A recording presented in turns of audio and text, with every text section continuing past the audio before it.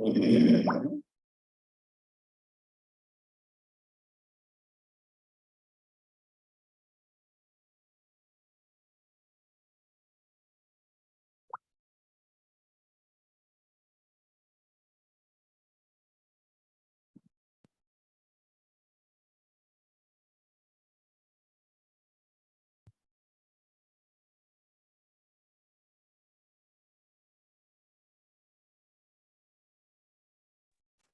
in progress.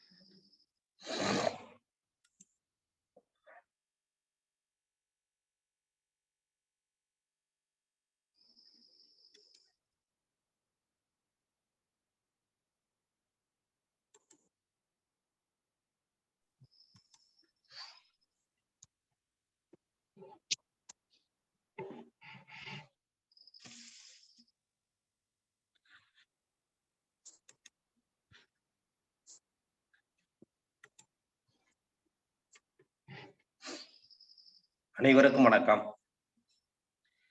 எல்லாம் வல்ல இறைவனின் திருவருளால் ரோட்டரி மாவட்டம் 2981 மாவட்ட ஆளுநர் ரொட்டேரியன் பி செல்வநாதன் அவர்களின் சீரிய தலைமையில் rotary club of Karaikal friends city வழங்கும் காலை சக்கரம் மனிதனின் இயற்கை வாழ்வியல் முறை உன் உடல் உன் உடல் இந்த திட்டத்தை சிறப்பாக நடத்திக் கொண்டிருக்கும் rotary club of Karaikal friends சிட்டியின் உதவியாளர் ரொட்டேரியன் ரவி அவர்களுக்கும், தலைவர் ரொட்டேரியன் குணபாலன் அவர்களுக்கும், செயலாளர் ரொட்டேரியன் ராஜகுமார் அவர்களுக்கும் மற்றும் இன்று நம்முடன் இணைந்து பணியாற்ற காத்துக் கொண்டிருக்கும் ரோட்டரி கிளப் ஆஃப் மாயூரம் சங்கத்தின் உதவியாளர் ரொட்டேரியன் உமாபதி அவர்களுக்கும், தலைவர் ரொட்டேரியன் பாலமுரளி அவர்களுக்கும், செயலாளர் ரொட்டேரியன் ராஜகுமார் அவர்களுக்கும் மற்றும் நமக்கு ஆசனங்களை அளிக்க இருக்கும் ஆசான் கண்ணப்பன் ஐயா அவர்களுக்கும், பூங்கொடி கண்ணப்பன் அவர்களுக்கும், இன்று சிறப்பு விருந்தினராக கலந்து கொண்டு சிறப்பிக்க இருக்கும் அலமேலுமங்கை நாச்சியார் அவர்களுக்கும் மற்றும் திட்ட தலைவர் ரமேஷ் மோகன் அவர்களுக்கும், இணைப்பிலே உள்ள அனைத்து நல்வுள்ளங்களுக்கும் இந்த காலை வேளையிலே வாழ்த்துக்களையும் வரவேற்புகளையும் தெரிவித்துக் கொண்டு நிகழ்ச்சியின் முதல் நிகழ்வாக ரோட்டரி இறைவணக்கம். ரோட்டரி இறைவணக்கம் வாசிக்க வருகிறார் ரோட்டரி கிளப் ஆஃப் மாயூரம் சங்கத்தின் செயலாளர் ரொட்டேரியன் ராஜகுமார் அவர்கள்.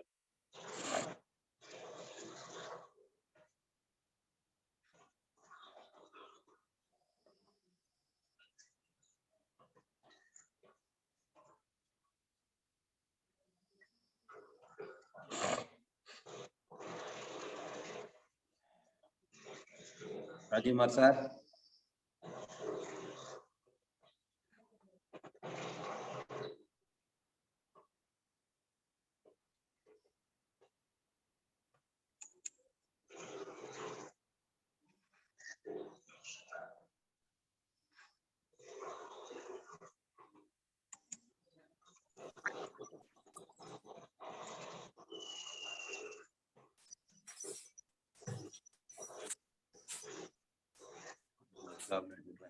ரமேஷ்ஜி சொல்லுங்க தலைவரே. நீங்க வாசிக்கிறீங்களா? லைன்ல இருக்காரு தலைவரே. நீங்க வாசிக்கிறீங்களா? ரைட் நான் படிச்சிடறேன். Okay okay. கூப்பிட்டு கேட்கவா சார்? வேணாம் சார், என்னன்னு தெரியல, லிங்க்ல இருக்காப்ல, நான் கேட்டேன் வந்துடுறேன் நாங்க. அப்படிங்களா? சரிங்க, ஓகே சார். அப்ப அவங்களை வாசிக்க சொல்லிடு. சரி சரி, okay okay sir, okay sir.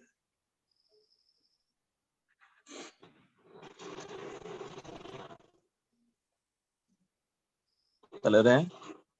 Rotary இறைவணக்கம் திட்ட தலைவர் ரமேஷ்.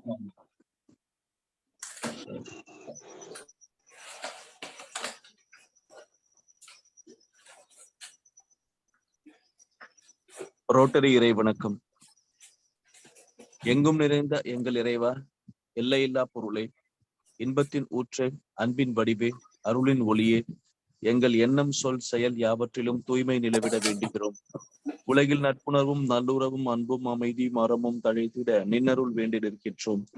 யாதும் ஊரே யாவரும் கேளீர் என்பதை உணர்ந்து மக்கள் தொண்டிலே நாங்கள் நாளில் ஈடுபட எங்களுக்கு வலிமை தருவாய்.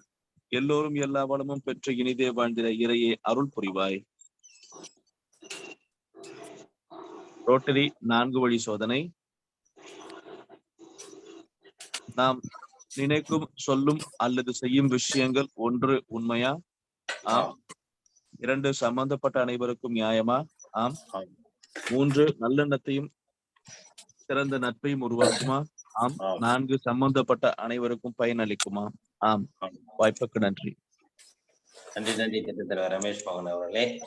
அடுத்த நிகழ்வாக இறைவேண்டுதல் அளிக்க வருகிறார் பூங்குடி கண்ணப்பன் அம்மா. அனைவருக்கும் காலை வணக்கம். எல்லையற்ற பரம்பொருளே, பயிற்சியின் மூலம் உடல் உள்ளம் நலம் பெற அருள் புரிவாயாக. ஒட்டிய வயிறும் உயர்ந்த நெஞ்சமும் திறந்த தோள்களும் திண்ணிய நெஞ்சமும் துள்ளும் கால்களும் துவலா இதயமும் மலர்ந்த முகமும் கனிந்த பார்வையும் வையாவும் பெற்று இறையுணர்வோடும் இயற்கையோடும் இணைந்து வாழ்வோம். நம் மனம் சாந்தமானது, இரக்க குணமுடையது, நல்வினையாற்றக்கூடியது. இந்நல்வழியில் தொடர்ந்து நாம் அனைவரும் இறையுணர்வோடும் இயற்கையோடும் தொடர்ந்து பயணிப்போம். வாழ்க வளமுடன். நன்றி அம்மா. அடுத்த நிகழ்வாக குணாமந்திரம். சின்முத்திரை வச்சுக்கோங்க. ஆவியும் சொல்ல போறோம். சின்முத்திரையில் முதுத்தண்டு நேரா இருக்கும். நீண்ட மூச்சு காற்று உள்ளிழுக்கிறோம். உள்ளிழுத்து அகர ஓசை.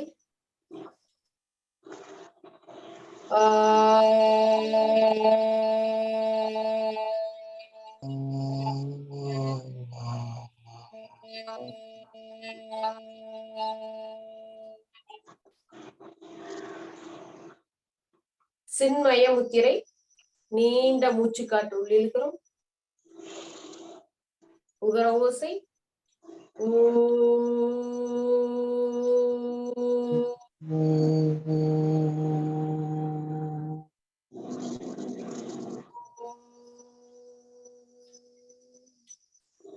ஆதிமுத்திரை. நீண்ட மூச்சு காற்று உள்ளிழுக்கிறோம். உள்ளிழுத்து மகர ஓசை.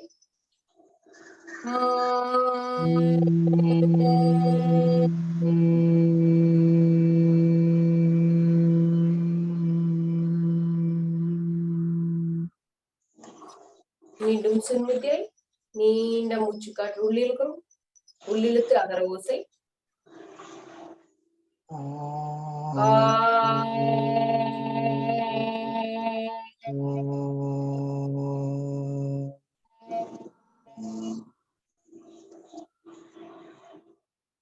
சின்மய முத்திரை. நீண்ட மூச்சு காற்று உள்ளிழுத்து உகர ஓசை.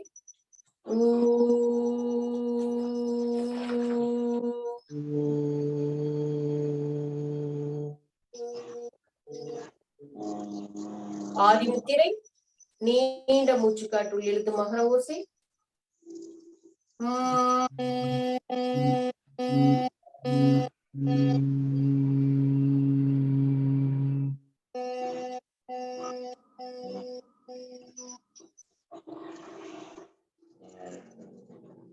அப்படி கைகளை உரசிக்கொண்டு கண்கள் மேல் வைத்து நல்ல திறந்துக்குங்க.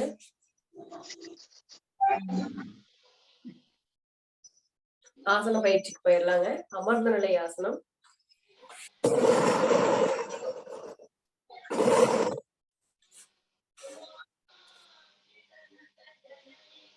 கால்கள் நீட்டி வச்சுக்கோங்க.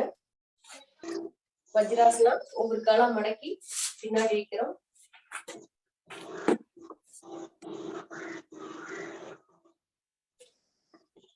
சின்முத்திரையில் நீண்ட மூச்சு காற்று உள்ளிழுக்கிறோம். மூச்சு காற்று வெளிவிட்டவாறு கைகள் கீழே வருது. சின்மய முத்திரையில் நீண்ட மூச்சு காற்று உள்ளிழுக்கிறோம்.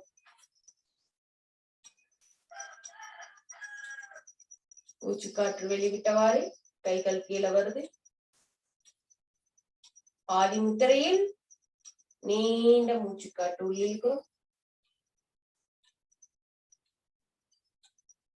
மூச்சு காற்று வெளிவிட்டவாறு கைகள் கீழே வருது. ஆனந்த முத்திரை. கைகளை ஃப்ரீயா வச்சுக்கோங்க. அப்படியே மூச்சு காற்று உள்ள இழுத்தவாறு கைகள் மேல வருது. மூச்சு காற்று வெளியிட்டவாறு கைகளை கீழே கொண்டு வச்சுக்கிறோம். ஒரு ஆழமான மூச்சுக்காற்று. மெதுவாக உள்ளிழுத்து மெதுவாக வெளியேற்றம் பண்ணுங்க. அடுத்ததாக கைகளை பின்னாடி பிடிச்சுக்கோங்க. லெப்ட் ஹேண்டால ரைட் ஹேண்ட் பிடிச்சுக்கோங்க. நீண்ட மூச்சுக்காற்று உள்ளிழுக்கிறோம்.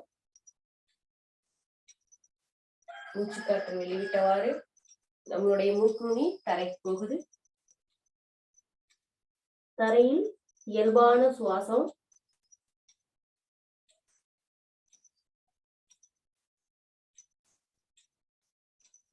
அப்படியே மேல வரும்போது மூச்சுக்காற்று உள்ளிழுத்துட்டே மேல வாங்க. எடுத்த மூச்சுக்காற்று வெளிவிட்டுருங்க. கைகளை பின்னாடி 2 கைகளையும் கோர்த்து வச்சுக்கோங்க. நீண்ட மூச்சுக்காற்று உள்ளிழுக்கிறோம். மூச்சுக்காற்று வெளிவிட்டவாறு நம்மளுடைய மூக்குநுனி தரைக்கு போகுது. கைகள் அப்படியே மேல உயர்த்துங்க.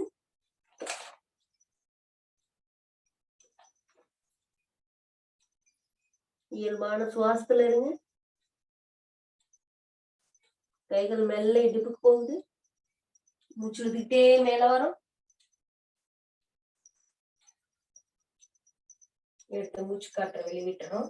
அடுத்து உங்களுடைய கைகள்ல ஆதி முத்திரை வச்சுக்கோங்க. ஆதி முத்திரை வச்சு நம்மளுடைய தொப்புள் பகுதிக்கும் கீழே வச்சுக்கோங்க. அடிவயிற்று பகுதியில நீண்ட மூச்சுக்காற்று உள்ள இழுக்கிறோம். மூச்சுக்காற்று வெளிவிட்டவாறு நம்மளுடைய மூக்குநுனி தரைக்கு போகுது.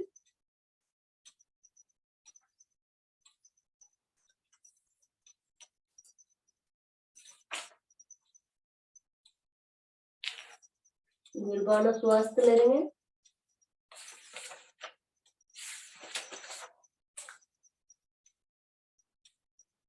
மூச்சுக்காற்று வெளிவிட்டவாறு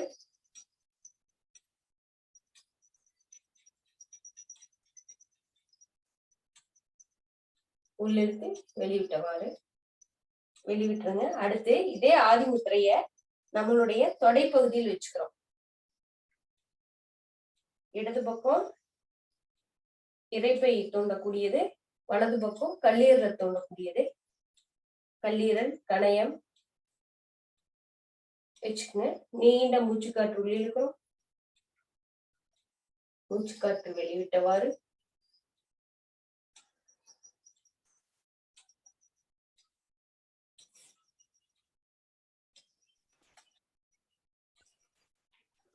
இயல்பான சுவாசத்துல இருந்து மூச்சுக்காற்று உள்ளிழுத்தவாறு மேல வரும். எடுத்த மூச்சுக்காற்றை வெளிவிட்டுறோம். அடுத்ததாக இதே நிலையில் அப்படியே கோணையாசனத்துக்கு போயிடலாங்க. கைகளை முன்னாடி வைங்க. அப்படியே உடம்பு மேல உயர்த்திக்கிறோம்.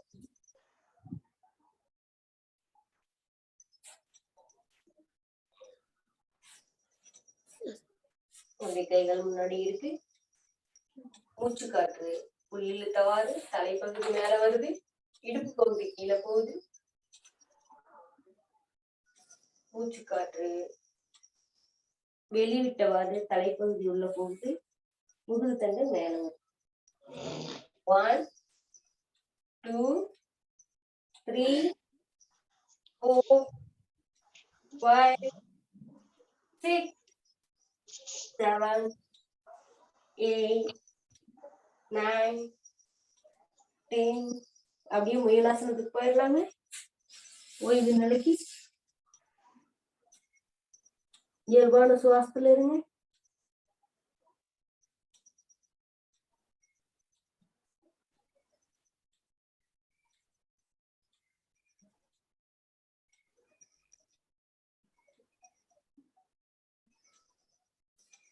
அப்படியே மூச்சு விட்டுட்டே மேல வரும். மூச்சுக்காற்று வெளிவிட்டவாறு கைகள் கீழே வருது. அடுத்ததாக பட்டர்ஃப்ளை.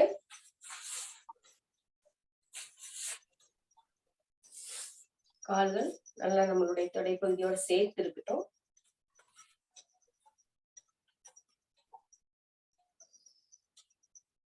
ரொம்ப முக்கியமான ஆசனம் இது.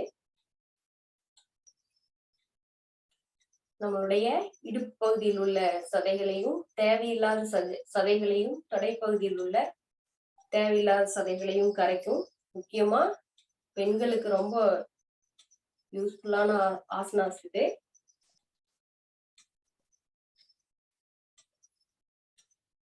நல்லா அசைவு கொடுங்க. இயல்பான சுவாசத்திலேயே இருங்க.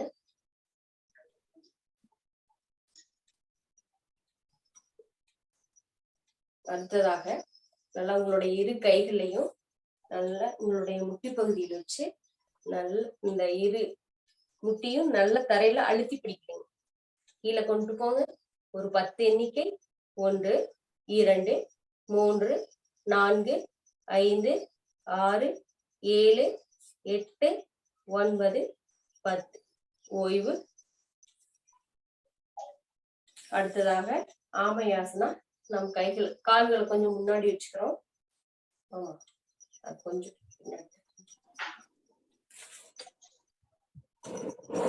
இன்னும்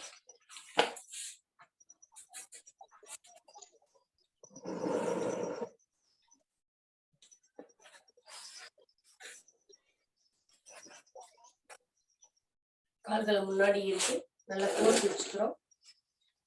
ஆமையாசனா. நம்ம நின்றுட்டு பாக்குறவங்களுக்கு இது ஸ்டார் மாதிரி தெரியும். நீண்ட மூச்சு காற்று வெளியே இருக்கிறோம். மூச்சு விட்டே நம்மளுடைய மூக்குனிய அந்த கால் கட்டை விரல்ல வைக்கலாம்.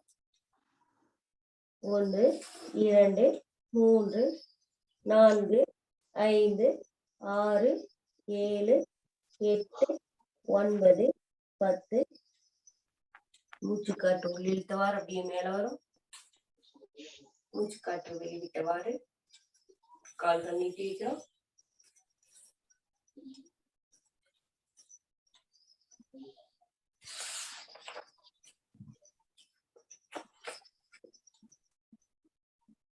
நேற்று இதுக்கு அடுத்து கோமுகாசனா பார்த்தோம். இன்னைக்கு அதை தவிர்த்துட்டு யோக முத்ராவுக்கு போயிடலாம். பத்மாசனத்துக்கு போய் போயிடலாம். ஃபர்ஸ்ட் ரைட்ல மேல எடுத்து நம்மளுடைய எடுத்து போடும் போதே நம்மளுடைய கால்களை வயிற்று பகுதியில டச் ஆகிற அளவுக்கு எடுத்து போட்டுக்கணும். அடுத்து இடதுகால் சின்முத்திரை வைங்க. ஒரு 10 வினாடி நம்மளுடைய மூக்குனிய கவனிக்கிறோம். 1 2 3 4 5 6 7 8 9 10. அப்படியே கைகளை பின்னாடி பிடிச்சுக்கிறோம். நீண்ட மூச்சு காற்று உள்ளே இழுக்கிறோம்.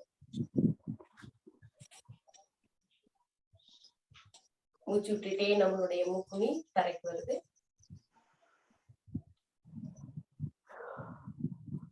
இயல்பான சுவாசத்துல இருந்து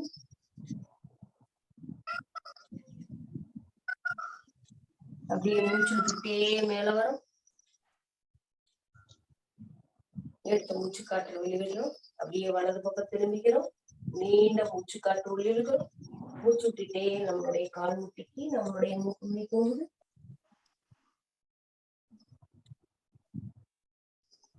இயல்பான சுவாசத்துல இருந்து அப்படியே மூச்சு காற்று உள்ளே இழுத்தவாறு உடம்பு மேல வருது. எடுத்து மூச்சு காற்று வெளியிட்டுறோம். அப்படியே இடது பக்கம் திரும்புது. நீண்ட மூச்சு காற்றை உள்ளே இழுக்கிறோம். மூச்சு காற்று வெளிவிட்டவாறு நம்மளுடைய முக்குனி கால் முட்டிக்கு போகலாம். இருந்தாலும் இடுப்புல ரொம்ப அகலமா இருக்கு. நல்லா குறைச்சு கொத்தோட ரொம்ப பெருசா இருக்கு. மூச்சு விட்டுட்டே மேல வரும். எடுத்த மூச்சு காற்று வெளிவிட்டுறோம்.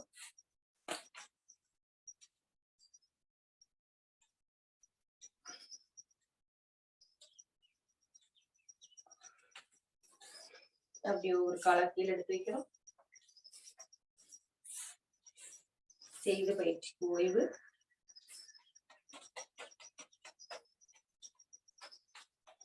அடுத்து இடது கால் மேல போட்டுக்கலாங்க. அடுத்து வலது.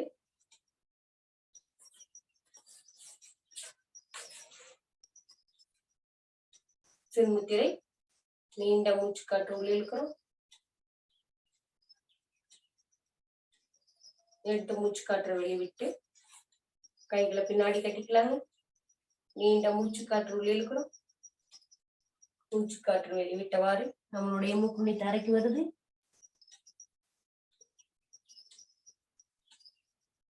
மூச்சு விட்டுட்டே மேல வரும். எடுத்த மூச்சு காற்றை வெளிவிடுறோம். அப்படியே வலது பக்கம் நீண்ட மூச்சு காற்றை உள்ளிழுத்து மூச்சு காற்றை வெளிவிட்டவாறு நம்மளுடைய மூக்குண்ணி தரைக்கு போகுது. கால் முட்டிக்கு போகுது. மூச்சு விட்டுட்டே மேல வரும். எடுத்த மூச்சு காற்றை வெளிவிட்டு அடுத்து இடது பக்கம் நீண்ட மூச்சு காற்றை உள்ளிழுக்கிறோம். மூச்சு காற்றை வெளிவிட்டவாறு நம்மளுடைய மூக்குண்ணி கால் முட்டிக்கு போகுது.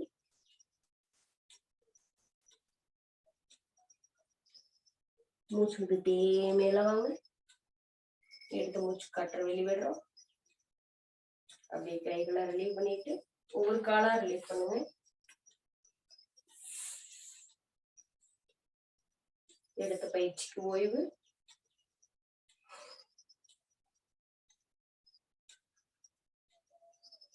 அடுத்து இயல்பான சுகாசனத்துல கொண்டுக்கலாங்க. வலது கால் மட்டும் மேல எடுத்து போட்டு கொண்டுக்கோங்க. முதுகு தண்டு நேரா இருக்கட்டும். இடது கையில் சின்முத்திரை, வலது கையில் சண்முகி முத்திரை, பிரணாம முத்திரை.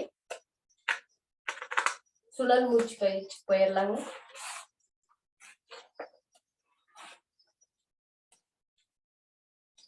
இடதில் உள்ளிழுத்து வலதில் வெளிவிட்டு, வலதில் உள்ளிழுத்து இடதில் வெளிவிடுகிறோம். ஒரு சுற்று 7 சுற்று செய்ய போறோம்.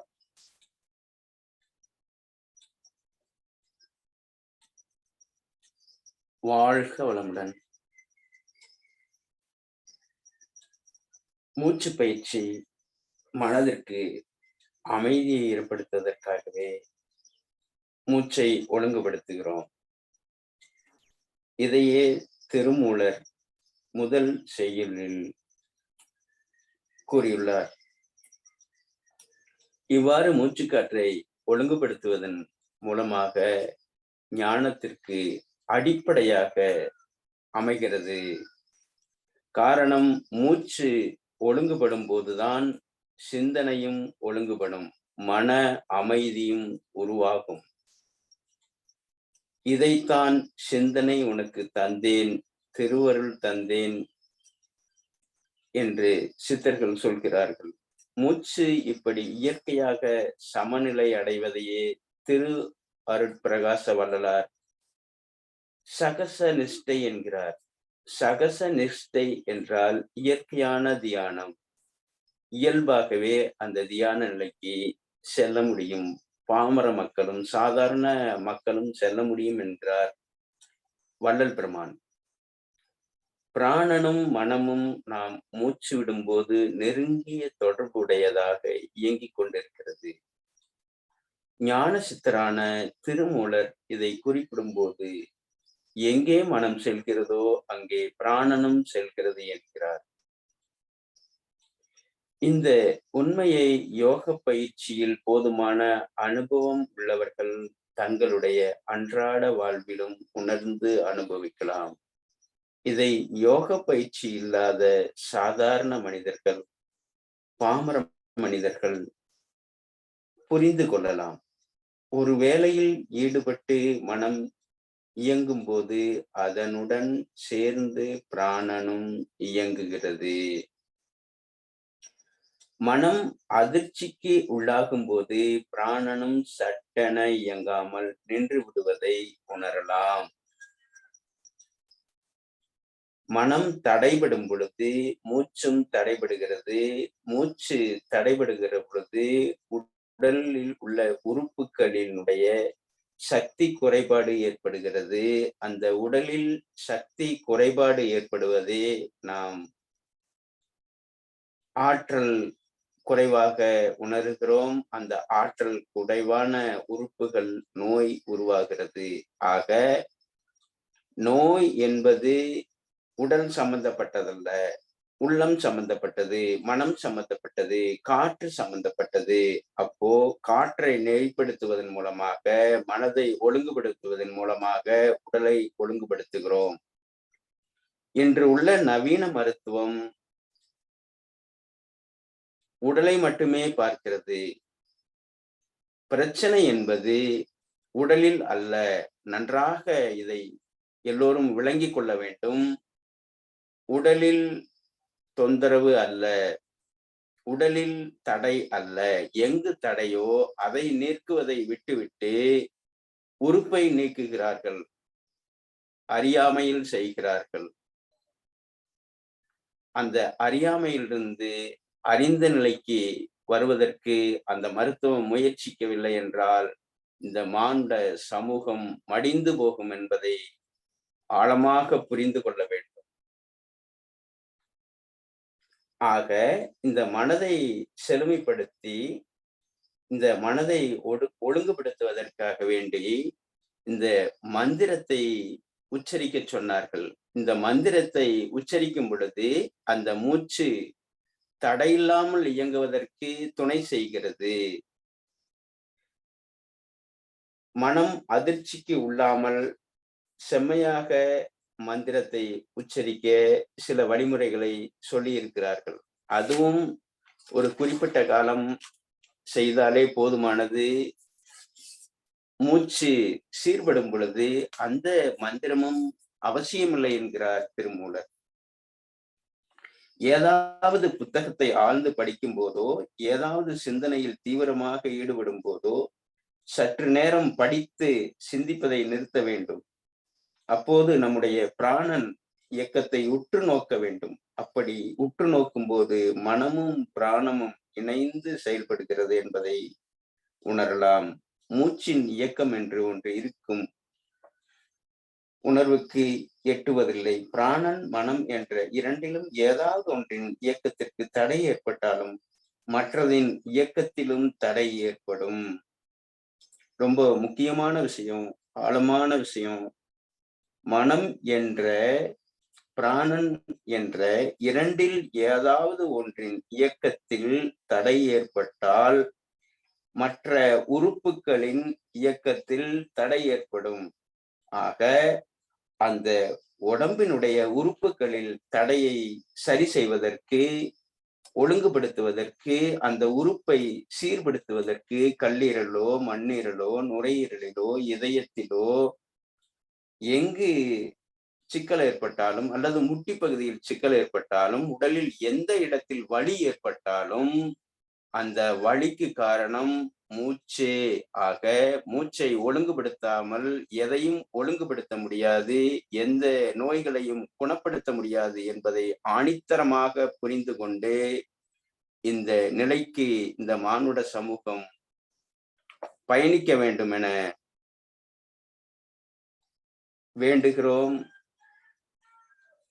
வாழ்க வளமுடன், நலம் பெறுக, வளம் பெறுக.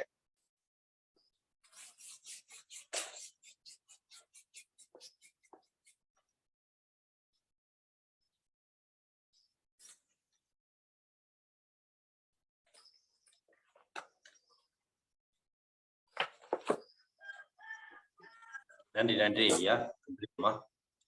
அடுத்த நிகழ்வாக ஹீலர் பாஸ்கர் ஐயாவின் தினம் ஒரு சிந்தனை ஆடியோ மூலம் கேட்கிறோம்.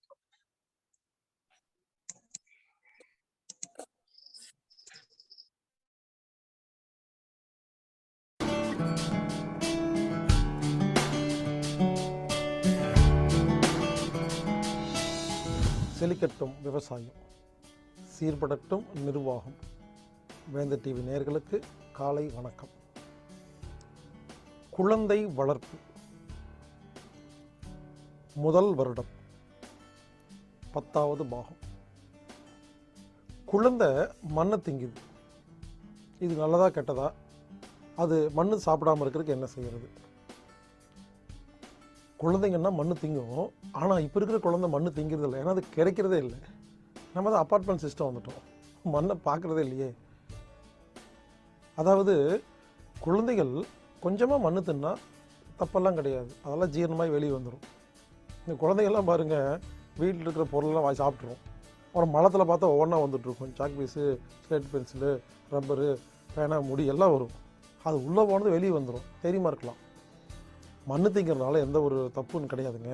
நிறைய மண் சாப்பிட்டா வயிறு கட்டிக்கும், ஜீரணம் ஆகாது, குழந்தை அழுகும். கொஞ்சமாக சாப்பிட்டா ஒன்றும் தப்பெல்லாம் இல்லை, உடனே பயப்பட வேண்டாம். அப்படி ஒருவேளை நீங்கள் மண் இருக்கிற ஏரியாவில் குழந்தைய வளர்த்து குழந்தை மண்ணை விரும்பி சாப்பிடுது அப்படின்னா அதுக்கு ஒரு ஐடியா இருக்குது. வேப்பம் பட்டை, திப்பிலி மிளகு. மிளகு காரமாக இருக்கும், திப்பிலி காரமாக இருக்கும், வேப்பம் பட்டை கசப்பாக இருக்கும். இதை மூணையும் கலந்து தண்ணியில் போட்டு நல்லா கொதிக்க வச்சு அதோட கஷாயம் மாதிரி செஞ்சு அந்த தண்ணியை குழந்தை எந்த மண்ணை சாப்பிடுதோ அந்த இடத்துல தெளிச்சு விட்ருங்க. தெளிச்சு விட்டிங்கன்னா குழந்தை ஆசையாக போய் மண் எடுத்து சாப்பிடும். அது கசப்பாக இருக்கும், காரமாக இருக்கும். உடனே என்னாகும், சப்கான்ஷியஸ் மைண்ட் அதை நடுமனதில் ஒரு ரெக்கார்டு கிரியேட் ஆகும். ஓ, இந்த பொருளை சாப்பிட்டா கசப்பாக இருக்கும், காரமாக இருக்குன்னு. அதுக்கப்புறம் அந்த பொருளை தொடாது. குழந்தைகள் எப்பொழுதுமே ஆள் மனதில் சில பதிவுகளை ஏற்படுத்துகிறது. உங்கள் குழந்தைக்கு எப்பவுமே வாயில சொல்லாதீங்க, அதை ஆழ்மன பதிவுகளை ஏற்படுத்துறதுன்னு டெக்னிக் இருக்குது. இதெல்லாம் நம்ம வீடியோவில் நிறையா பார்த்தவங்களுக்கு ஈஸியாக புரியும். அந்த மெத்தடை பயன்படுத்தினீங்கன்னா நீங்கள் வாயில் சொல்ல வேண்டாம், அதில் ஆள் மனதில் பதிவை ஏற்படுத்தினால் நீங்கள் சொல்கிற மாதிரி தான் செய்யும். நீங்கள் வாயில் சொல்லிட்டு இருக்கீங்க, இந்த ஜென்மத்தில் கேட்காது. ஆழ்மன பதிவுகளை ஏற்படுத்த வேண்டும். இதற்குத்தான் அந்த காலத்தில் தாத்தா பாட்டி என்ன பண்ணுவாங்க, நேரடியாக அதையுமே சொல்லாமல் மறைமுகமாக எல்லா வேலையும் செஞ்சு வச்சுட்டு போயிருக்காங்க. எனவே மிளகு, திப்பிலி, வேப்பமட்டை இதை மூணையும் கொதிக்க வச்சு அந்த கஷாயத்தை மண்ணில் தூவி விட்டு குழந்தை சாப்பிட்டு அதோடைய ஆழ்மனதில் ஒரு பதிவு ஏற்பட்டு அதுக்கப்புறம் அது மண்ணை சாப்பிடாது. இது கொஞ்சம் கொஞ்சம் சாப்பிட்டா தப்பு இல்லைங்க, விட்டுருங்க, பரவாயில்லைங்க. அடுத்தது, ஒரு குழந்தை பிறந்தா பால் குடிக்கணும். இதான் குழந்தை, எல்லா குழந்தையும் குழந்தைனா பால் குடிக்கும். ஒருவேளை ஒரு சில குழந்தைங்க பால் குடிக்கிறது பயப்படும், அது குடிக்காது. குடிக்காமல் இருந்தால் எப்படி அந்த குழந்தை உயிர் வாழ்கிறது? இதுக்கும் ஐடியா வச்சுருக்காங்கங்க. குழந்தை பிறந்த குழந்தை அன்னைக்கு பாலே குடிக்க மாட்டேங்குது அப்படின்னா அதுக்கு கடுக்காய், நெல்லி, முள்ளி, திப்பிலி இந்த 4 பொருளையும் சம அளவில் பொடி பண்ணி அந்த பொடியை மிக்ஸ் பண்ணி அதை தேன்லேயோ நெய்யிலையோ கலந்து மோதிர விரலில் எடுத்து குழந்தையோட நாக்கில் தடவினா குழந்தை, பால் குடிக்காத குழந்தை பால் குடிக்கிறது. இதுக்கு நம்ம தாத்தா பாட்டி ஐடியா வச்சுருக்காங்க. அடுத்தது, தொப்புள் பிரியல, தொப்புள் கொடி பிரியலை, எப்படி பிரிக்க வைக்கிறது பாருங்க. இந்த கேள்வி கேட்கும் பொழுது உங்களுக்கு ஒரு கேள்வி வரும், தொப்புள் கொடி தான் நம்ம கட் பண்ணிடுவோம்ல, எதுக்கு பிரியணும்னு. அங்கே தான் இருக்குது. அந்த காலத்தில் பிறந்த குழந்தைய தொப்புள் கொடி கட்டெல்லாம் பண்ண மாட்டாங்க, இப்போ தான் கட் பண்ணுறாங்க. இது தவறான ஒரு பிரசவம். தொப்புள் கொடி கட் பண்ணவே கூடாது, அதுவாக உதிர்ற வரைக்கும் வெயிட் பண்ணணும்.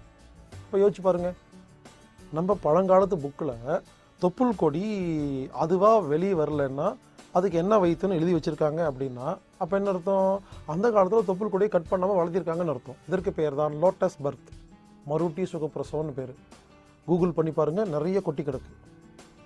அந்த காலத்தில் குழந்தைய பெற்றுக்கிட்டு தொப்புள் கொடியில் கட்டெல்லாம் பண்ண மாட்டாங்க, அப்படியே வளர்ப்பாங்க. இதை பற்றி நான் பேசியிருக்கேன்.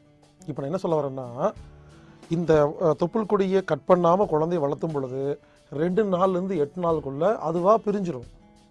ஒருவேளை ரொம்ப நாள் பிரியாமல் கஷ்டப்பட்டுருக்குன்னா, இங்கே பாருங்கள், நான் மறுபடியும் சொல்கிறேன், தொப்புள் கொடி தானாக உதிர்வது தான் சிறப்பு. ஒருவேளை இப்போ நீங்கள் அவசரமாக நீங்கள் வெளிநாட்டுக்கு போகணும், இல்லை அவசரமாக இந்த தொப்புள் கொடி பிரிஞ்சாகணும் அப்படின்னா அதுக்கு ஒரு வைத்தியம் இருக்குங்க.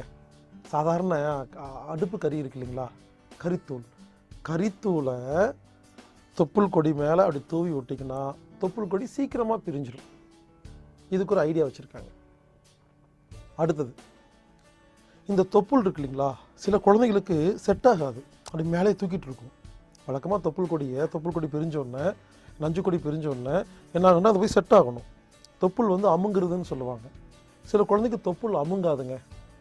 அதுக்கு ஒரு தாத்தா பாட்டி வைத்தியம் வச்சுருக்காங்கங்க. என்ன தெரியுமா, ஆட்டு புழுக்கை இருக்கு இல்லைங்களா, ஆட்டு புழுக்கையை எரித்து கறியாக்கி அந்த கறியை லேசாக தொப்புள் மேலே தூவி விட்டால் தொப்புள் அமுங்குதுங்க. ஆட்டு புழுக்கை கண்டிப்பாக கிடைக்கும், இப்போல்லாம் ரோட்லேயே சுற்றிட்டு இருக்குது. இது சிம்பிள் ஐடியா, இந்த ஐடியா பயன்படுத்திக்கலாம். அடுத்தது, தொப்புள்ள புண்ணு இருக்குது, குழந்தையோட தொப்புள்ள சில புண்ணு வந்துடும், ஆறாது, குழந்தை பாவம் அழுதுகிட்டே இருக்கும், கஷ்டமாக இருக்கும். அதுக்கு ஒரு ஐடியாங்க, மதுரத்தையும் மஞ்சளையும் ரெண்டையும் சம அளவில் கலந்து ஏதாவது ஒரு தைலம், நீலகிரி தைலம், இந்த மாதிரி ஒரு இயற்கையான தைலம், நாட்டு மருந்து கடையில் போனீங்கன்னா தைலம் கிடைக்கும், இயற்கையான தைலம், மதுரமும் மஞ்சளையும் சேர்த்து தைலத்தில் கலந்து அந்த புண்ணுள்ள குழந்தையோட தொப்புள்ள தடவினீங்கன்னா அந்த புண்ணு உடனே சரியாக போயிடும், குழந்தை அழுகை நிறுத்திடும். இது ஒரு இயற்கையான ஒரு வைத்தியம். அதுக்கப்புறமா குழந்தைகளுக்கு குழந்தை பெற்றுக்கொள்வதற்கு சரியான வயசு என்ன அப்படின்னு கேட்டிங்கன்னா, 16 வயசில் ஒரு பெண்ணும் 25 வயசில் ஒரு ஆணும் ஒன்று சேரும் பொழுது குழந்தை உருவாகினா அந்த குழந்தை ரொம்ப நல்லா இருக்குது, ஆரோக்கியமாக இருக்குதுன்னு சொல்கிறாங்க. ஆனால் நான் என்ன சொல்கிறேன், 80 வயசு பெண்ணுக்கும் 90 வயசு ஆணுக்கும் நல்ல குழந்தை பெற்றுக்க முடியும். இங்கே பாருங்க, விஷயம் வயசு இல்லை, நாம் எவ்வளோ ஸ்ட்ராங்காக இருக்குங்கிறது தான் முக்கியம். அப்போ 16 வயசு ஒரு வீக்கான ஒரு பொண்ணும் 25 வயசு ஆரோக்கியம் இல்லாத பையனும் ஒன்று சேர்ந்தால் அந்த குழந்தை நல்லா தான் பிறக்காது. இப்போ வயசு முக்கியம் இல்லைங்க, நம்ம நல்லா இருக்கோமா இல்லையாங்கிறதா முக்கியம். 80 வயசுலையும் குழந்தை பெற்றுக்கலாம், 60 வயசுலையும் பெற்றுக்கலாம். எப்போ நம்ம உடம்பை வலுவாக வச்சுக்கிட்டு சக்தியோடு இருந்தோம்னா பெற்றுக்கலாம். அதனால் இந்த 40 வயசில் கல்யாணம் பண்ணிக்கிறவங்கெல்லாம் பயப்படாதீங்க. 40 வயசு ஆச்சு, குழந்தை எப்படி பிறக்குமோன்னா நல்லா தான் பிறக்கும். புரிந்து கொள்ளுங்கள், அம்மாவும் அப்பாவும் நல்ல ஆரோக்கியமாக இருந்தால் எந்த வயசுலையும் குழந்தை பெற்றுக்கொள்ளலாம். தைரியமாக இருங்கள். வயசு முக்கியமல்ல, ஆரோக்கியமே முக்கியம். செழிக்கட்டும் விவசாயம், சீர்படட்டும் நிர்வாகம். மீண்டும் நாளை சந்திக்கலாம்.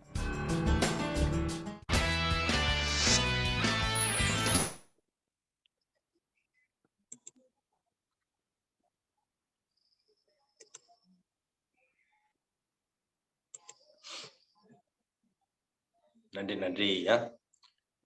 குழந்தை வளர்ப்பை பற்றி அருமையாக விளக்கிய ஹீலர் பாஸ்கர் ஐயாவிற்கு நன்றி. அடுத்த நிகழ்வாக நாம் உணவு முறைகளை எப்படி, அதாவது காய்கறிகளை பற்றி ஒவ்வொரு வாரமும் திங்கட்கிழமை நமக்கு அற்புதமாக விளக்கி வந்த அலமேல் மங்கை நாச்சியார் அம்மையார் அவர்கள் இந்த வாரம் நாம் உணவு முறைகளை எந்தெந்த பாத்திரங்களில் சமைத்தால் உடல் சக்தி அதிகமாகும் என்பதை அற்புதமாக விளக்க வருகிறார்கள். அற்புதமான விளக்கம் கொடுக்க அலமேலு மங்கை நாச்சியார் அம்மையார் அவர்களை அன்புடன் அழைக்கிறோம். அனைவருக்கும் இனிய காலை வணக்கம். உங்களை மீண்டும் சந்திப்பதில் மிக்க மகிழ்ச்சி அடைகிறேன். ஒவ்வொரு வாரமும் நம்மளுடைய உணவுகள் பத்தி பார்த்துட்டு வரோம். அதுலயும் காய்கறிகள் பத்தி பார்த்தோம், அதுல கீரைகள் பார்த்தோம், அதனுடைய சமைக்கும் முறைகள் பார்த்தோம். இப்ப அடுத்த கட்டமா அதை பயன்படுத்துற பாத்திரங்களை பத்தி இன்னைக்கு என்னன்னு சொல்லி பார்க்கிறோம். இன்னைக்கு பெரும்பான்மையான மக்கள் பயன்படுத்த ஒரு பாத்திரம் அப்படின்னு சொல்லி பார்த்தீங்கன்னா ஒரு அலுமினிய பாத்திரம், ஈய பாத்திரம்னு சொல்லிட்டு இருக்காங்க. அதுலதான் இன்னைக்கு குக்கர், வடைச்சட்டி, அப்புறம் குழம்பு பாத்திரம். அதை தவிர்த்து இப்ப கொஞ்சம் மாடலா என்ன வந்திருக்கு அப்படின்னு சொல்லி பார்த்தீங்க அப்படின்னா நான்ஸ்டிக். வடைச்சட்டிலையும் நான்ஸ்டிக் இருக்கும், தோசைகள் நான்ஸ்டிக் இருக்கும், அப்புறம் சமையல் பாத்திரங்கள்ல சீக்கிரமா வேக வச்சு வேகமா வேலை முடியும் அப்படிங்கிற ஒரு விஷயத்த சொல்றாங்க. அதுக்காக இந்த மாதிரி ஒரு உலோகத்தை பயன்படுத்துறாங்க.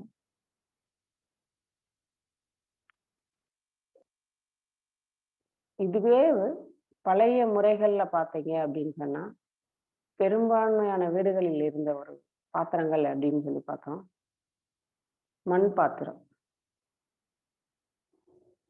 அடுத்ததா இரும்பு பாத்திரம்.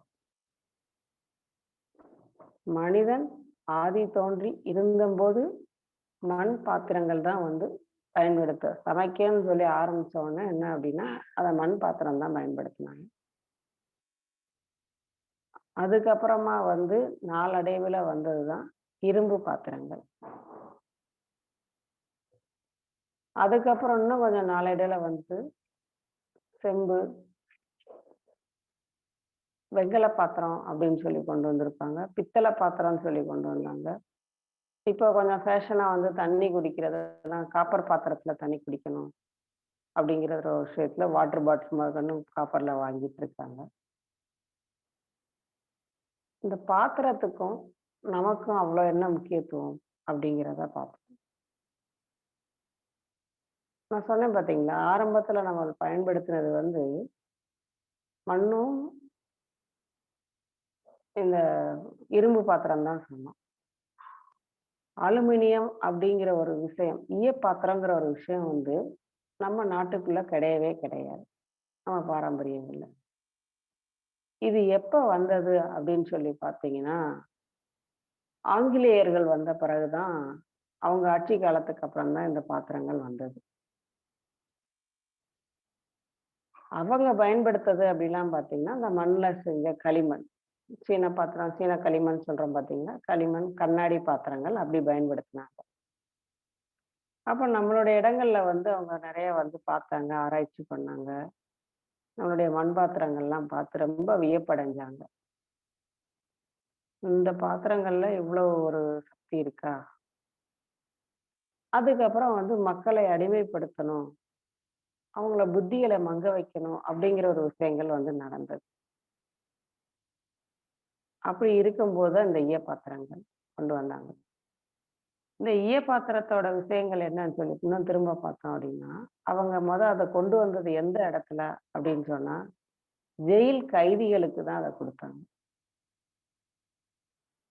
ஜெயில் கைதிகளுக்கு தான் ஈயத்தட்டுல சோறு போடுவாங்க, ஈய டம்ளர் தருவாங்க. அங்க சமைக்கக்கூடிய பாத்திரமும் ஈயத்துல செஞ்சதா தான் இருக்கும். எதுக்காக அப்படி கொடுத்தாங்க அப்படின்னா, ஏன்னா அவன் ஒரு தப்பு பண்ணிட்டு உள்ள வந்திருக்கான், அவனுடைய புத்தி வந்து மழுங்கணும், அவன் எதிர்த்து பேசக்கூடாது, வேற சிந்தனைகள் அவன்கிட்ட இருக்கக்கூடாது. அப்படிங்கிறதுக்கு இந்த ஈயப்பாத்திரத்தை பயன்படுத்தணும். இந்த ஈயப்பாத்திரத்துல இவ்வளவு விஷயமா நடக்கும், உண்மை. ஜெயில் கைதிகளுக்காக அது தயாரிக்கப்பட்ட ஒரு பாத்திரங்கள், உலோகம்.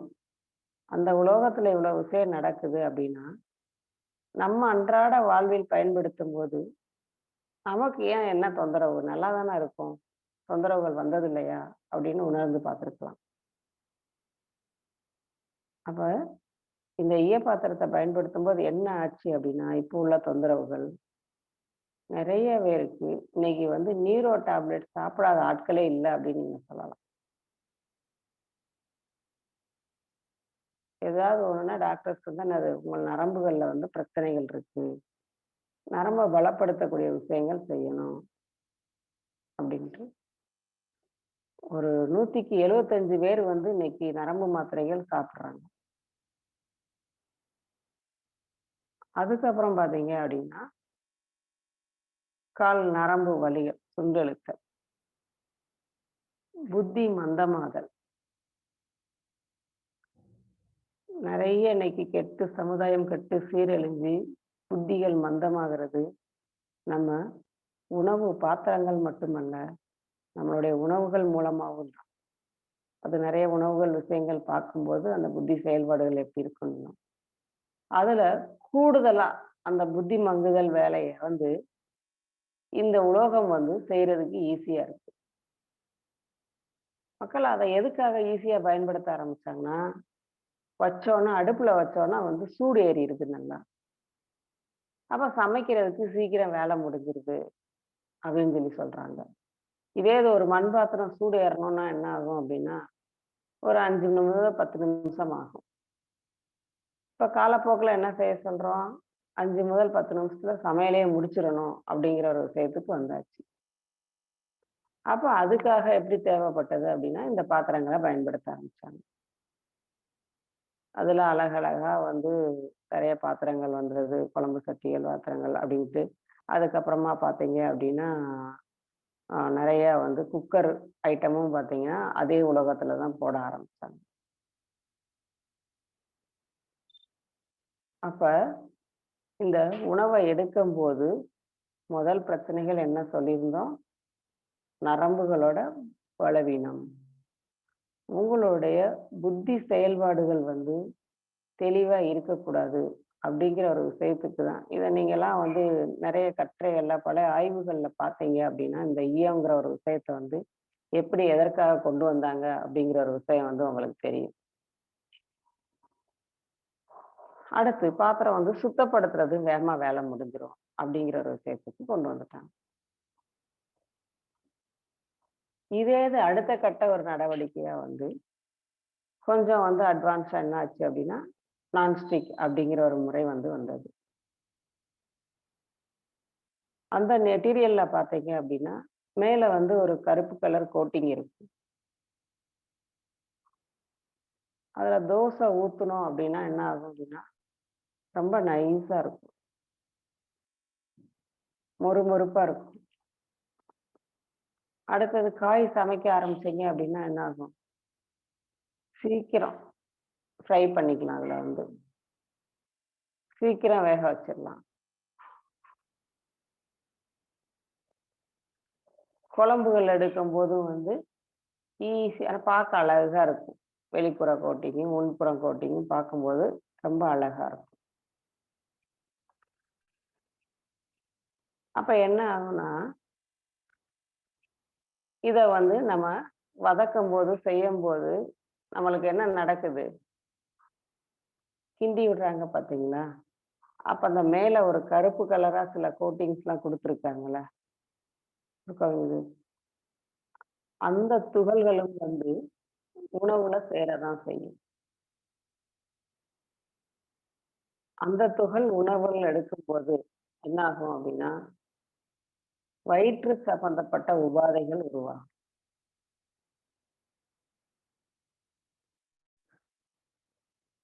இதுவே மண் பாத்திரங்கள்ல சமைச்சாங்க அப்படின்னா மண் பாத்திரம் வந்து உடனே இன்னைக்கு நீங்க வாங்கிட்டு வந்தீங்க அப்படின்னா அந்த மண் பாத்திரத்தை வந்து உடனே அடுப்புல வச்சிடாதீங்க.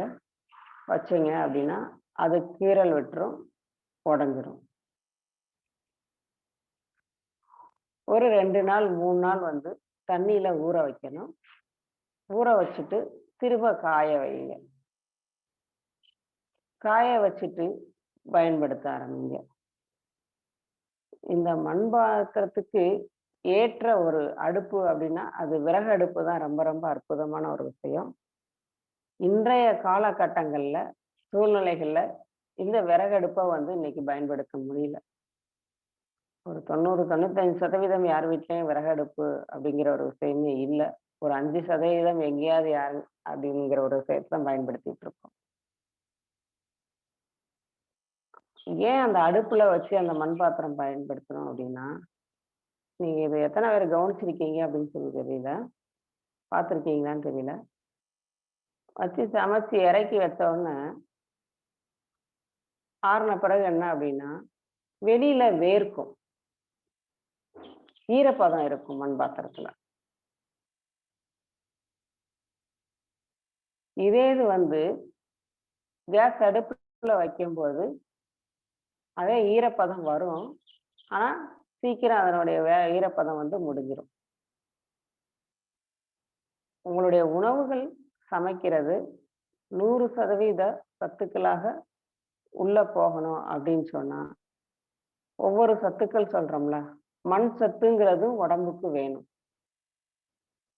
அதனாலதான் அந்த சமையல் பாத்திரங்கள்ல சமைக்கும் போது அந்த மண் வாசனையோட அந்த மண் சத்தோட உள்ள கொடுக்கும்போது இரைப்பையில விழுந்து இரைப்பை வந்து சீக்கிரம் எளிதில் வந்து ஜீரணமாக்கக்கூடிய வேலையை வந்து ரொம்ப அற்புதமா செய்யும்.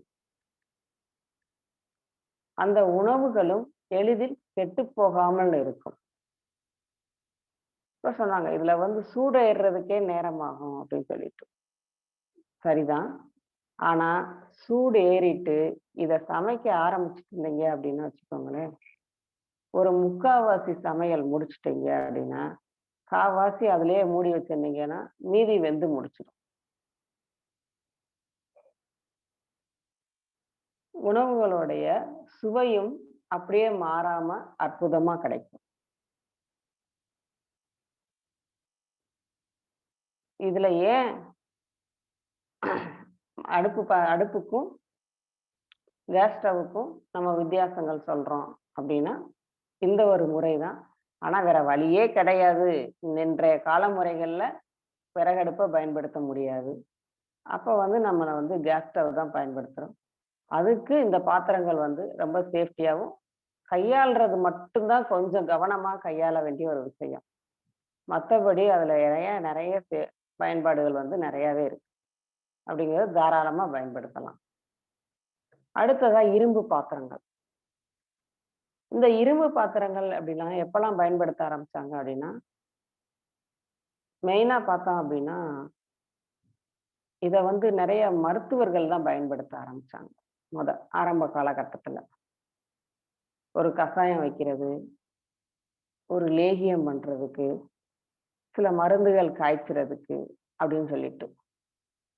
அதுக்கப்புறம் தான் வந்து பலகாரங்கள் செய்வதற்கு அப்படிங்கிறதுக்கு வந்து அந்த இரும்பு பாத்திரங்கள் வந்து பயன்பட்டது. அப்புறம் நாளடைவில் நெறைய மக்கள் இரும்பு பாத்திரத்திலயுமே வந்து சமைச்சு சாப்பிடும்போது என்ன ஆகும் அப்படின்னா, இரும்பு சத்துக்கள் வந்து உடம்புக்கு தேவையான அளவு கிடைக்கும்.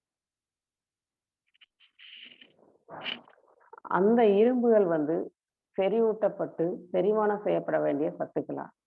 இப்ப நீங்க வந்து கடையில வந்து இரும்பு சத்து மாத்திரை வாங்குனீங்கன்னு வச்சுக்கோங்களேன். பழைய மாத்திரைகள்லாம் பார்த்தீங்க அப்படின்னா, சாப்பிடவே முடியாது. ஒரு மாரி ஒமட்டிட்டு வாடை வருதுன்னு சொல்லுவாங்க. இன்னமும் பார்த்தீங்கன்னா, இந்த அயர்ன் டானிக்லாம் வந்து குடிக்க முடியாம நெறைய பேர் சிரமப்படுவாங்க. கர்ப்பிணி பெண்களுக்கெல்லாம் குடுப்பாங்க. ஐயோ! அந்த டானிக் எனக்கு வேண்டாம் அப்படின்னு சொல்லி சொல்லுவாங்க. அதுல பார்த்தீங்க அப்படின்னா, அந்த மாத்திரைகள்லயும் பார்த்தீங்க அப்படின்னா, இந்த இரும்பு துகள்களோட விஷயங்கள் வந்து அங்க உள்ள இருக்கும். அத குடுத்து தான் வந்து அந்த சத்துக்கள வந்து உருவாக்கிற விஷயத்த. அப்ப அத வந்து நம்ம நேரடியா நம்மளுடைய சமைக்கும் பாத்திரங்கள் மூலமாவே பெறலாம். தோசை சுட்டுருந்தோம்னு வச்சுக்கோங்களேன், இரும்பு சட்டியில வச்சு. முந்தி வந்து தோசை சுட்டு வச்சிருப்பாங்க. அப்படின்னா, அதுவும் வந்து எப்படின்னா என்னது ஒரு ஓலப்பெட்டியில தான் வைப்பாங்க. நெறைய பேரு கேள்விப்பட்டிருக்கீங்களான்னு தெரியல. ஓலப்பெட்டியில வந்து வச்சிருப்பாங்க. அந்த தோசை வந்து 2 நாள், 3 நாள் வரை வந்து கெடாம இருக்கும். வெளியூர் பயணங்கள் கொண்டு போனாலும் வந்து அவங்க கொண்டு போவாங்க. ஆனா இதே இது நம்ம நான்ஸ்டிக்ல பயன்படுத்துற தோசை பாருங்க, ஆறிருச்சுன்னா உங்களால சாப்பிடவே முடியாது. அப்படியே சூடா ஊத்தி, சூடா அந்நேரம் சாப்பிட்டா மட்டும் தான் சாப்பிட முடியும். அதுக்கப்புறம் வந்து உணவு வந்து உள்ள போகாது. அந்த ஆறுன தோசைய சாப்பிட்டு பாருங்க. ஐயோ! இந்த தோசையா வேண்டவே வேண்டான்னு சொல்லிருங்க. இதே இது இரும்பு பாத்திரத்திலயோ, மண் பாத்திரத்திலயோ ஊத்துன தோசைகள் வந்து, அத வந்து இப்ப என்ன அது பேரு வந்து என்ன வச்சுட்டாங்க அப்படின்னா, தோசை இல்ல ஊத்தாப்பம். அப்ப 2 எடுத்தீங்கனாலும் சரி, உங்களுக்கு வயிறு நெறையும். வேற என்னன்னா உடம்புல வேற உபாதைகளையும் ஏற்படுத்தாது. அதே இந்த 2 தோசைகள் நீங்க எடுக்கும்போது வந்து என்ன ஆகும்? வயிற்று உபாதைகள் வந்து அதிகமாக வரக்கூடிய விஷயம். என்ன சொல்லுவாங்கன்னா, அதுல வந்து டாக்டர் வந்து எண்ணெயே பயன்படுத்தக்கூடாதுன்னு சொன்னாங்க. அதனால எண்ணெய் இல்லாம செய்யறதுக்கு அந்த பாத்திரம் உகந்ததா இருக்கும். அப்படிங்கிற ஒரு விஷயத்த சொன்னாங்க. அதனால வந்து அப்படி நினைச்சிட்டு இருக்காங்க. அப்படிலாம் ஒரு விஷயமே கிடையாது. நீங்க எண்ணெய் தடவுறதுனால அதுல கொலஸ்ட்ரால் கூடி அந்த தோசை எல்லாம் கிடையாது. இன்னும் நெறைய சேர்க்க வேண்டிய உணவு முறைகள்ல அந்த விஷயங்கள்ல எண்ணெய்கள குறைச்சீங்கனாலே போதும். அப்ப இப்படி எடுத்து பயன்படுத்தி வைக்கும்போது, ஒரு 2 நாளைக்கு நான் சொல்லியிருந்தேன்ல, ஒரு ஓலப்பெட்டியில ஒரு வெள்ளை துணிய வச்சு வச்சிருவாங்க. அந்த தோசைகள வந்து அதுல சுட்டு அடுக்கி வச்சிருப்பாங்க. அந்த காலையில இருந்து அன்னைக்கும் மறுநாள் அது வந்து ஒரு பலகாரமா தான் அப்ப வந்து எடுத்துக்கிட்டாங்க. ஒரு தீபாவளி, பொங்கல் அப்படிங்கிற ஒரு விஷயத்துல மட்டும் தான் இந்த உணவ சமைப்பாங்க. அப்ப அது வந்து ஒரு பலகாரங்கிறதுனால, அந்த பலகாரங்கள் போக வர குழந்தைங்க எடுத்து சாப்பிடுறது, வைக்கிறது அப்படிங்கிறது 2 நாள் அப்படிங்கிற வரை அப்படியே அந்த தோசை வந்து அப்படியே நல்லா இருக்கும். அப்ப அந்த பயன்படுத்துற பாத்திரத்துக்கும், இதுக்கும் வித்தியாசங்கள நீங்களே கொஞ்சம் உணர்ந்து பாருங்க. அந்த உணவுகள் எப்படி எடுக்க முடியுது? அது உடம்புக்கும் கெடுதி கிடையாது. அப்புறம் வந்து இன்னைக்கு காப்பர் அப்படின்னு சொல்லிட்டு நெறைய வந்து பயன்படுத்துறோம். காப்பர் பாத்திரங்கள் பயன்படுத்துனீங்க. காப்பர் வாட்டர் பாக்ஸ் பயன்படுத்துவாங்க. காப்பர் குடங்களும் இப்போ வந்து விக்க ஆரம்பிச்சுட்டாங்க. அதுல எடுத்தா தண்ணி குடிச்சா ரொம்ப நல்லது. தண்ணி குடிங்க. நல்ல விஷயம் தான். ஆனா, அதை வந்து சுத்தப்படுத்தலைன்னு வச்சுக்கோங்களேன், அந்த காப்பர் உங்க உடம்புல வந்து விஷமாக மாறிவிடும். அதை ஒரு 2 நாள் 1 வாரம் வந்து கழுகாம வச்சுட்டீங்க அப்படின்னா என்ன ஆயிரும் அப்படின்னா பாசி படிய ஆரம்பிச்சிடும். ஒரு பச்சை நிறமா படிய ஆரம்பிச்சிடும். அதனுடைய சுத்தப்படுத்துறது நீங்க இன்னைக்கு வந்து லிக்விட வச்சு விளக்குறீங்க பாத்தீங்கன்னா, தயவு செஞ்சு அப்படி விளக்கிறாதீங்க. அதுக்குன்னு சொல்லி என்ன பயன்படுத்துவாங்க மிந்தி, செங்கப்பொடி, புளி இந்த மாதிரி பயன்படுத்தி அதை மட்டும் வச்சுதான் சுத்தப்படுத்த இன்னைக்கு ரொம்ப நல்லா இருக்கும் அந்த பாத்திரங்களுக்கு. அதனால இன்னைக்கு தண்ணீர் பயன்படுத்துறவங்க முக்கியமான ஒரு விஷயம், அதுல நீங்க முழுக்க பயன்படுத்த வேண்டிய சுத்தப்படுத்த வேண்டிய ஒரு வேலை. சுத்தப்படுத்த முறை தப்பு நடந்தது அப்படின்னா உடம்புல இந்த பாத்திரங்களெல்லாம் விட ஏகப்பட்ட உடல் உபாதைகள் ஏற்படுது. அதுக்கப்புறம் பாத்தீங்க அப்படின்னா நான்ஸ்டிக்னு சொல்லி ஒரு விஷயம் சொன்னோம், ஈய பாத்திரங்கள் அப்படின்னு சொல்லி சொன்னோம். இந்த சில்வர் பாத்திரம் அப்படிங்கிற ஒரு விஷயத்து இருக்கு. சில்வரும் லேசா வந்து எளிதில் வந்து ஜீரணமாகக்கூடிய ஒரு விஷயம்தான். சாரி, எளிதில் வந்து சூடேறி சமைக்கக்கூடிய ஒரு விஷயம்தான். உங்களுடைய ஈய பாத்திரத்துக்கு சில்வர் பாத்திரம் எவ்வளவோ பரவாயில்ல அப்படிங்கிற ஒரு விஷயத்துக்கு தான் சொல்ல முடியும். முழுக்க முதல் நிலை அப்படிங்கிறது வந்து மண் பாத்திரம் மட்டுமே. 2வது நிலை இரும்பு பாத்திரங்கள். 3வதா முக்கியத்துவம் கொடுத்தீங்க அப்படின்னா இந்த காலகட்டங்கள்ல வந்து எடுக்கும்போது என்னப்பா கொடுத்துக்கலாம் அப்படின்னா சில்வர் பாத்திரங்களை பயன்படுத்திக்கோங்க. இப்போ உள்ள சூழ்நிலை பிராக்டிக்கலுக்கு வந்து சொல்லிட்டு இருக்கோம். இந்த பாத்திரங்கள்ல இதுல நிறைய பேர் என்ன செய்யறாங்கன்னா, இப்ப மண் பாத்திரத்துல வந்து சமைச்சிட்டு ஈய பாத்திரத்துல சில்வர் பாத்திரத்துல வந்து எடுத்து மாத்தி வச்சிடுறாங்க. அப்படி கொடுக்கும் போதும் தன்மைகள் வந்து முழுமையா மாறுது அப்படிங்கிறதுல ஓரளவு வந்து ஒரு 50% வந்து மாற்றங்கள் வந்து நமக்கு கிடைக்குது. எளிதில் ஜீரணம் அடையணும், உணவு வந்து ஈஸியா ஜீரணம் அடையணும், இரைப்பையில நல்லா வேலை பார்க்கணும் அப்படின்னா 100% ஒரு விஷயங்கள் வந்து முழுக்க மண் பாத்திரத்துல தான் மட்டும்தான் இருக்கு. அதை கையாளும் போது ஏகப்பட்ட ஒரு விஷயங்கள் வந்து உடம்புல வந்து அவ்வளவு அற்புதமா நடக்குது. அப்ப உங்களுடைய உணவு முறைகள்ல ஒவ்வொரு உணவையும் எப்படி வாங்குறது பார்த்தோம், எப்படி சமைக்கிறதுன்னு பார்த்தோம், எப்படி சுத்தப்படுத்துங்கிற ஒரு விஷயம் பார்த்தோம். அப்ப அதுக்கு பயன்படுத்துற பாத்திரங்களும் அதுல முக்கியத்துவம் வைக்குது அப்படிங்கிறது தெரியணும்ல. அப்ப இந்த ஈய பாத்திரத்தை சொல்லும் போது என்ன சொல்லியிருந்தோம், மெயினா வந்து மூளை மழுங்குதல். அப்ப இன்னொன்னு என்ன அப்படின்னா, இப்போ ஒரு ரீசெண்டா என்ன சொல்லியிருக்காங்கன்னா, இந்த மாதிரி சமைச்சு உடம்புல வந்து அந்த தாய் எடுத்துக்கிற போது என்ன ஆகுது அப்படின்னா, குழந்தைகளுக்கும் வந்து அந்த மூளை ஆற்றல் இன்னைக்கு வந்து நிறைய பாத்தீங்கன்னா ஆட்டிசம் குழந்தைங்க, மூளை வளர்ச்சி குழந்தைகள் வந்து கம்மியா நிறைய அதிகமா பிறக்குறாங்க. அதுக்கும் இந்த பாத்திரங்கள் வந்து அதுலயும் இதுல முக்கியத்துவம் வாய்க்குது அப்படிங்கிற ஒரு உணவுகள் மட்டும் இல்ல, இந்த பாத்திரங்களும் முக்கியத்துவம் வாய்க்குது அப்படிங்கிற ஒரு விஷயத்த வந்து சொல்லியிருக்காங்க. அதனால நம்ம எவ்வளவு முழுமையா இயற்கையா எப்படி சமைக்க முடியும் அப்படிங்கிற ஒரு விஷயத்த வந்து அற்புதமா நீங்க உணர்ந்து பாருங்க. இன்னும் இதை பற்றிய விளக்கங்களை வந்து அடுத்தடுத்த நிகழ்வுகளை வந்து கண்டிப்பா வந்து கேட்போம். ஏதேனும் கேள்விகள் இருந்தால் கேட்கலாம். நன்றி.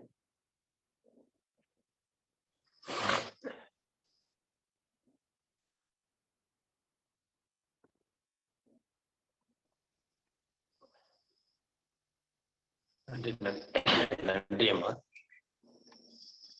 ஒவ்வொரு வகையான காய்கறிகளையும் அதன் பயன்களையும் அற்புதமாக விளக்கிவிட்டு அந்தந்த காய்கறியில் எந்த முதன்மையான காய்கறி என்பதையும் அற்புதமாக கூறிவிட்டு இன்று அதை நாம் உணவு முறைகளில் எந்த பாத்திரத்தில் செய்து உணவை உட்கொண்டால் நம் உடல் அந்த அளவுக்கு அதை ஏற்றுக்கொள்ளும் என்பதை விட நம் உடலுக்கு நல்லது என்பதை அற்புதமாக ஒரு விளக்கம் கொடுத்த அலமேல் மங்கை நாச்சியார் அம்மையாருக்கு காலை சக்கரம் நிகழ்வு மூலமாக நன்றிகளையும் வாழ்த்துக்களையும் தெரிவித்துக் கொள்கிறோம். எல்லாருக்கும் என்ன ஒரு விஷயம்னா, இப்ப எல்லாம் ஸ்தம்பிச்சு போயிருக்கிறது என்னன்னா, இதெல்லாம் செய்ய முடியுமா அப்படிங்கிற ஒரு மனநிலையில எல்லாருமே இருப்பாங்க. ஏன்னா காலகட்டங்கள் மாற மாற அனைவரும் மாறிவிட்டனர் என்று. உண்மையான விஷயம் என்னன்னா, இந்த விஷயங்கள் முன்னோர்கள் செய்த சாப்பிட்ட முறைகளை தான் அவர்களும் கூறியுள்ளார்கள். உடலுக்கும் மனதிற்கும் நமக்கு நல்ல ஒரு எடுத்துக்காட்டாக இது அமையும். ஆகவே அனைவரும் முன்னோர்கள் வாழ்ந்த வாழ்க்கை முறையை நாமும் வாழ வேண்டும் என்பதை பின்னோக்கி நாமும் பார்க்க வேண்டும் என்பதை அனைவரும் இந்த நேரத்தில் அறிய வேண்டும். ஏனென்றால் அந்த பாத்திரங்கள் இப்ப காப்பர்னு அம்மா சொல்ற மாதிரி இன்னைக்கு காப்பர் பெரிய அளவுல போயிட்டு இருந்தாலும் அதுலயும் எவ்வளவு ஒரு தீமை இருக்கிறது என்பதையும் ஒரு விளக்கம் கொடுத்தாங்க. அது எப்படி நம்ம பாதுகாக்க வேண்டும், அதை எப்படி நம்ம கழுவி அந்த முறையில பின்பற்ற வேண்டும். சாதாரணமா அதை கழுவக்கூடாது.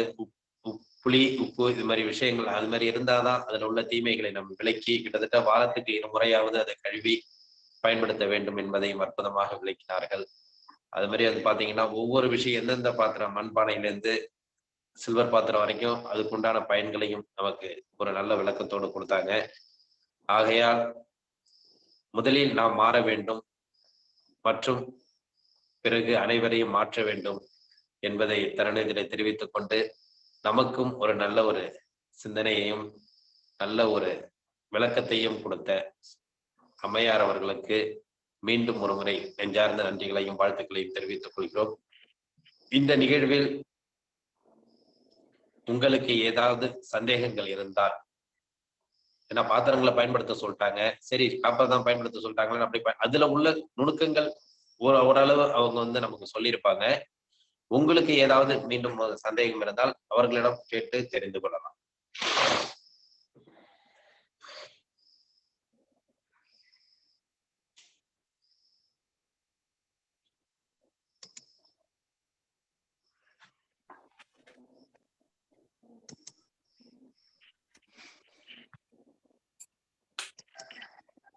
அம்மா வணக்கம். அம்மா வணக்கங்கம்மா. வணக்கம்மா, சொல்லுங்கம்மா. ஆமா, இந்த இரும்பு யூஸ் பண்ணும்போது அது துருப்பிடிச்சிக்கிறது இல்லைங்கம்மா, அதை எப்படி கிளீனா வச்சுக்கிறதுங்கம்மா? கழுவி ஆமாங்க, இரும்பு பாத்திரங்கள் நீங்க கழுவி காய வைக்கிறீங்க பாத்தீங்களா? கழுவி காய வச்சுட்டு என்ன பண்றீங்க அப்படின்னா, அதுல லேசா எண்ணெய மட்டும் தடவி வச்சிடுங்கம்மா. தோசை சட்டியில எப்படி லைட்டா தேய்ச்சி வைப்போம் பாத்தீங்களா, அந்த மாதிரி வச்சுட்டீங்கன்னா உங்களுக்கு எப்பயுமே துருப்பிடிக்காது. சத்தம் கேட்கலீங்களா? ஓகேங்க, கேக்குதுங்க மேம். சரிங்க. Thank you ma'am. நன்றி மேம். வணக்கம் மேம். வணக்கம்மா. இது மண் பாத்திரம் எல்லாம் 1 மாசத்துக்கு மேல யூஸ் பண்ணக்கூடாதுன்னு சொல்றாங்க. அப்படி பயன்படுத்த முடியுங்களா அதுக்கப்புறமும்? அப்படிலாம் இல்லம்மா, இல்ல. அதனுடைய ஆயுள் காலம் வரை நீங்க பயன்படுத்தலாம். நம்ம சொன்னோம் பாத்தீங்களா, கேஸ் அடுப்புல வச்சிடுறோம் பாத்தீங்களா, அதனோட அது தன்மை சீக்கிரம் மாறிடுது. ஓகேவா? அந்த வேர்வை அந்த துவாரங்கள் வழியா அந்த நீர் கழிவுகளை வெளியேற்றி அந்த மண் பாத்திரத்துடைய தன்மை குறையும். மற்றபடி அதன் ஆயுள் காலம் வரை நீங்க எப்படினாலும் பயன்படுத்திக்கலாம். நன்றி.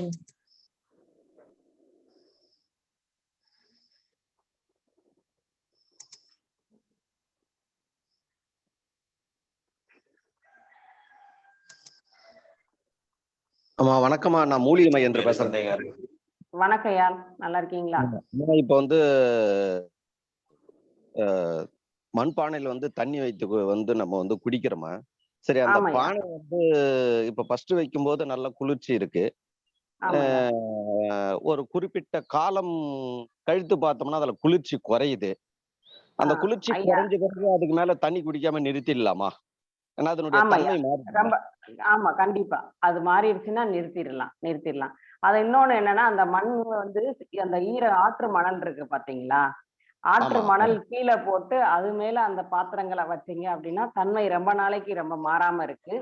அடுத்து எப்ப ரொம்ப குறைய ஆரம்பிச்சிருதோ அது அதோட கூலிங்லாம் உங்களுக்கு குறைய ஆரம்பிச்சிருச்சு, சாதாரணமா இருக்குது அப்படின்னா அப்ப வந்து நிறுத்திடலாம் ஐயா.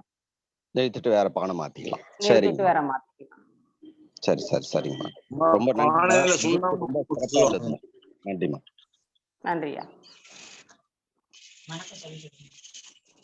வணக்கம். வணக்கம் ஐயா. பானையில சுண்ணாம்பு பூசுறாங்களா மேல தள்ளி ஆ, பானையில? தண்ணி பானையில மண்பானை சொல்றீங்களா ஐயா?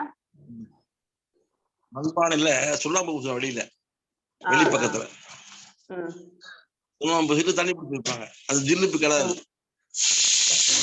இல்லையா, அது வந்து இப்ப ஐயா சொன்னாங்க பாத்தீங்களா, கொஞ்சம் தண்ணியோட தன்மை வந்து சீக்கிரம் வந்து அந்த கூலிங் குறையுதுன்னு சொல்லிட்டு அதுக்காக வைப்பாங்க. இன்னொன்னு, அப்படி இருக்கிறது வந்து அது வந்து அவ்வளவு நல்லது கிடையாது. சுண்ணாம்பு பூசுறது இல்லாம சாதாரணமா அதை எப்படி சுட்டு எடுத்து வச்ச பாத்திரங்கள் இருக்கோ அதுதான் ரொம்ப நல்ல விஷயம். நன்றி.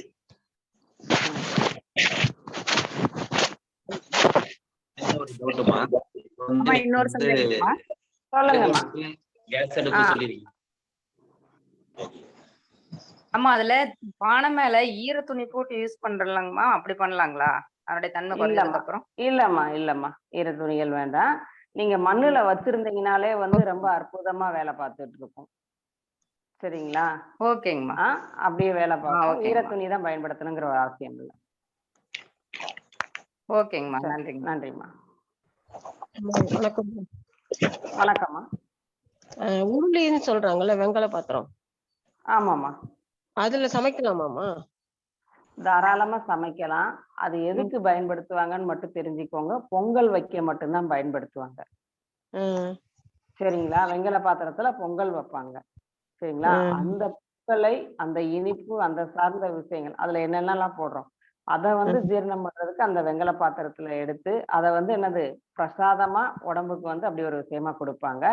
ஆனா அதவே நீங்க சமையலுக்கு எடுக்கணும் அப்படிங்கிற ஒரு விஷயத்த இருக்காது. அதுல எடுக்க வேண்டிய உணவு வந்து ரொம்ப ரொம்ப அளவு கம்மியான ஒரு விஷயமா வந்து எடுக்க வேண்டியது இருக்கும். சரிங்களா? அதுக்கு வந்து உங்களுக்கு பாதுகாப்பு செலவு குறைந்தது வந்து மண்ணும் இரும்பும் தான். இதை ரெண்டையும் பயன்படுத்தினீங்கனாலே போதும். ஓகேம்மா, தேங்க்யூ.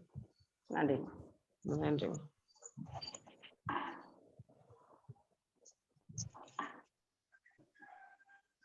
அந்த அடுப்பை பத்தி சொன்னீங்கல்ல, சொல்லுங்கய்யா. அதுல வந்து இந்த இப்ப வந்து கேஸ் அடுப்பு இருக்குது, விறகு அடுப்பு கூட பயன்படுத்துறாங்க. இந்த கரண்ட் அடுப்புன்னு ஒண்ணு பயன்படுத்துறாங்கல்ல, அதனால என்ன நன்மைகள், என்ன தீமைகள்?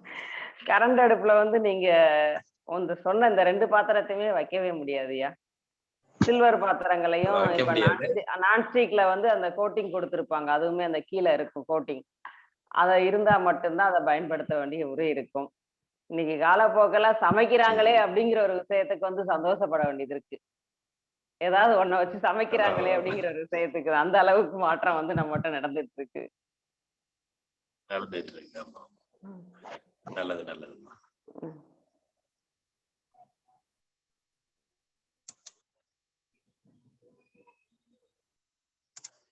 வேற ஏதாவது சந்தேகம் இருக்குங்களா? ஓகே, நன்றி. சிறப்பானது ஒரு விளக்கத்தையும் சிறப்பான கேள்விகளுக்கும் நல்ல ஒரு பதிலையும், ஏன்னா வந்து ஒருத்தவங்க கேள்வி கேட்டா இருக்கிற இதுல குழுல இருக்கிற 40-45 பேருக்கு வந்து ஒரு விளக்கம் கிடைக்குது. கண்டிப்பாக கேள்வி கேட்டவர்களுக்கும் இந்த தருணத்திலே நன்றியை தெரிவித்துக் கொள்கிறோம். அற்புதமான கேள்விகள், அற்புதமான விளக்கங்கள், சந்தோஷம். இன்று நமக்கு சிறப்பானது ஒரு விளக்கத்தையும் சிறப்பான ஒரு பயிற்சி முறைகளையும் அளித்த அலமேலு மங்கை நாச்சியார் அம்மையார் அவர்களுக்கு நெஞ்சார்ந்த நன்றிகளையும் வாழ்த்துக்களையும் தெரிவித்துக் கொண்டு, இந்த நிகழ்ச்சியை தொடர்ந்து நடத்தி கொண்டிருக்கும் rotary club of Karaikal friends city சங்கத்திற்கும், இன்று நம்முடன் இணைந்து பணியாற்றிய ரோட்டரி கிளப் ஆஃப் மாயூரம் சங்கத்திற்கும், மற்றும் கண்ணப்பன் ஐயா அவர்களுக்கும், பூங்குடி கண்ணப்பன் அம்மா அவர்களுக்கும், அலமேலு மங்கை நாச்சியார் அம்மையா அவர்களுக்கும், திட்ட தலைவர் அவர்களுக்கும், நிகழ்ச்சியிலே கலந்து கொண்டு சிறப்பித்துக் கொண்டிருக்கும் அனைத்து நல்வுள்ளங்களுக்கும் இந்த காலை வேளையிலே நன்றிகளையும் வாழ்த்துக்களையும் தெரிவித்துக் கொண்டு, மீண்டும் நாளை காலை சந்திப்போம் என்று நன்றி குறிப்பிடுகிறோம். நன்றி, வணக்கம். வாழ்க வளமுடன், வாழ்க வளமுடன், வாழ்க நலம்.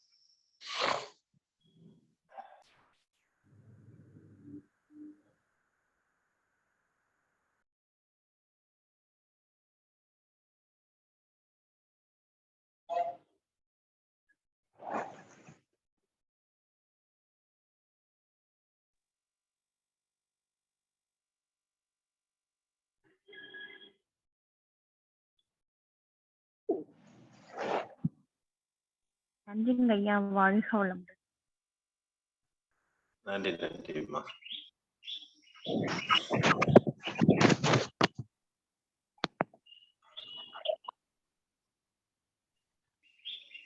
குழுவில் உள்ள அனைவருக்கும் நன்றி. வாழ்க வளமுடன்.